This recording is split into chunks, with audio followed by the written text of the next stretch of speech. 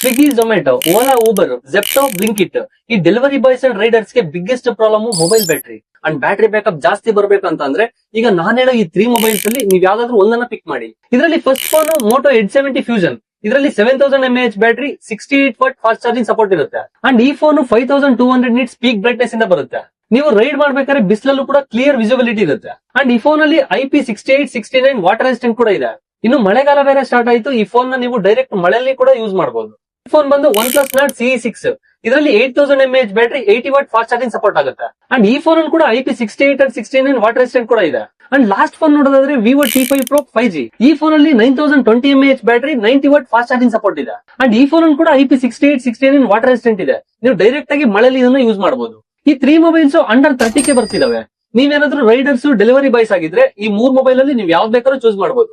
ನಿಮ್ friend circle ಅಲ್ಲಿ ಯಾರಾದ್ರೂ ರೈಡರ್ಸ್ ಅಂಡ್ ಡೆಲಿವರಿ ಬಾಯ್ಸ್ ಇದ್ರೆ ಈ ವಿಡಿಯೋನ ಅವ್ರಿಗೆ ಶೇರ್ ಮಾಡಿ. ಅಂಡ್ ಇನ್ಫಾರ್ಮೇಶನ್ ಇಷ್ಟ ಆಗಿದ್ರೆ ಲೈಕ್ ಮಾಡಿ. ಈ ತರ ಕಂಟೆಂಟ್ ಗೋಸ್ಕರ ನಮ್ಮ ಪೇಜ್ ಫಾಲೋ ಮಾಡಿ.